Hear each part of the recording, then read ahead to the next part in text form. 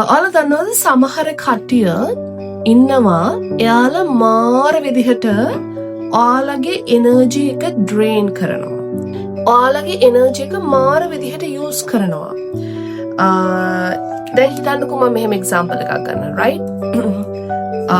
හිතන්න ඔයාලට මේක ඔයාගේ හොඳම යාළුවෙක් ගෙන් වෙන්නත් පුළුවන්, පවුල කෙනෙක්ගෙන් වෙන්නත් පුළුවන්, එහෙම නැත්නම් just unexpected random කෙනෙක්ගෙන් වෙන්නත් පුළුවන්.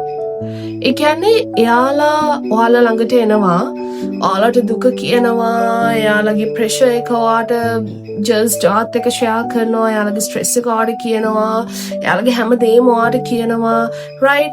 ඒ කාලෙට එයාලා ඔයාගෙන් මාර විදිහට අර එයාලගේ හිත හදාගන්න, එතකොට එයාලට පොඩි හරි සතුටක් ගේන්න, එයාලගේ මයින්ඩ් එක චුට්ටක් හරි හදාගන්න right? එයාලගේ මෙන්ටැලිටි එක හදාගන්න එයාලා ඔයාලව මේක යූස් කරනවා කියන්නත් බෑ. හැබැයි එයාලා ඔයාලත් එක්ක ඉන්නවා.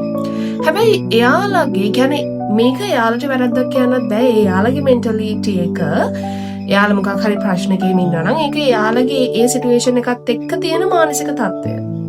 එතකොට එයාලා ඒ ප්‍රශ්න ඔක්කොම ඔයත් එක්ක ෂෙයා කරලා, ප්‍රශේකවත් එක්ක ෂෙයා කරලා, එතකොට ඒ හැමදේම ඔයාගෙන් මොකක් හරි යාලට රිලැක්ස් එකක්, ඒ කියන්නේ රිලැක්ස් වෙන්න පුළුවන් නම් ඒ හැමදේම ඔයාගෙන් අරගෙන එක පාටම එයාලා just එයාලට හරි දැන් මේක ඇති කියලා හිතුනහම එයාලා නවත්තනවා.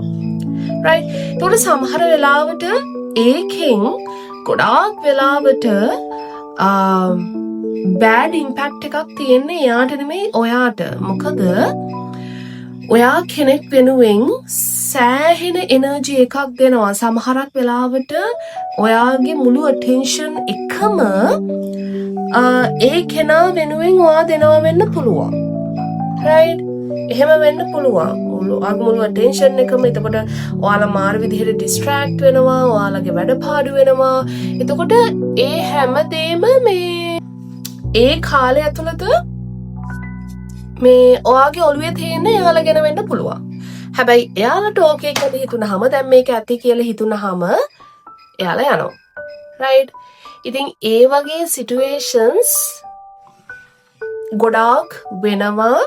ඒක හින්දා හැම වෙලාවෙම mindful වෙන්න, ඔයාලගේ එනර්ජි එක වෙන කාටවත් ඩ්‍රේන් කරන්න දෙන්න එපා.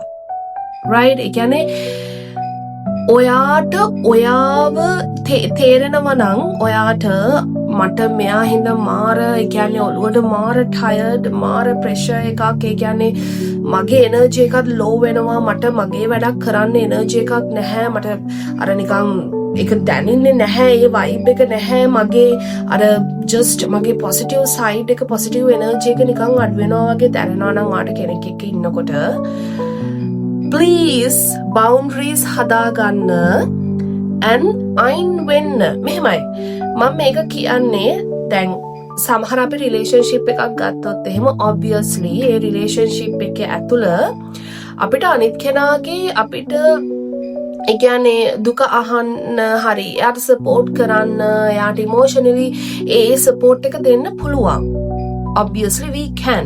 හැබැයි සමහර කට්ටිය ඉන්නවා එයාලා ඔයාව යූස් කරනවා හරි කෙටි කාලයකට එයාලගේ හිත හදාගන්න.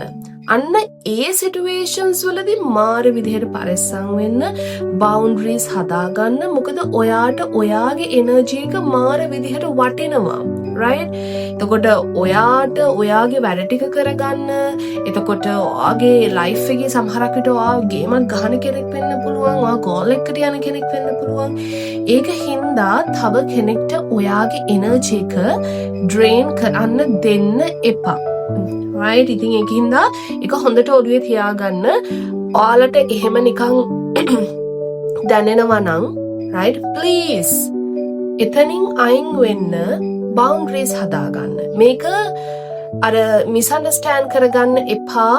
I'm not talking about relationships. ආදරය කරන ඔයත් එක්ක ඉන්න එක්කෙනාට අපි ආදරය කරන එක්කෙනාගේ ඕන යාගේ කරදරකදී යාගේ දුකකදී we have to be there.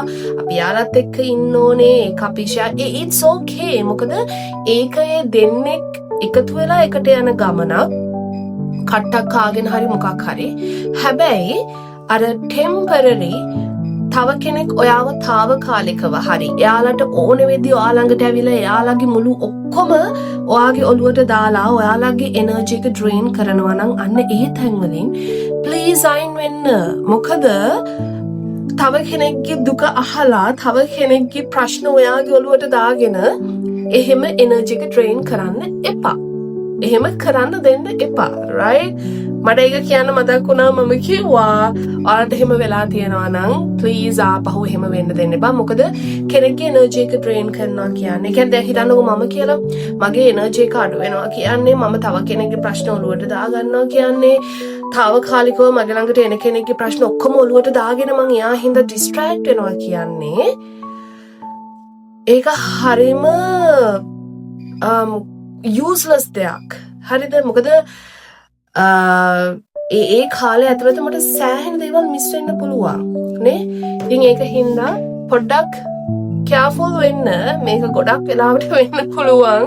මොකද ගොඩක් කට්ටිය යනවනේ දුක අහන්න, හිත සනසන්න. ඉතින් එහෙම කරන්න එපා.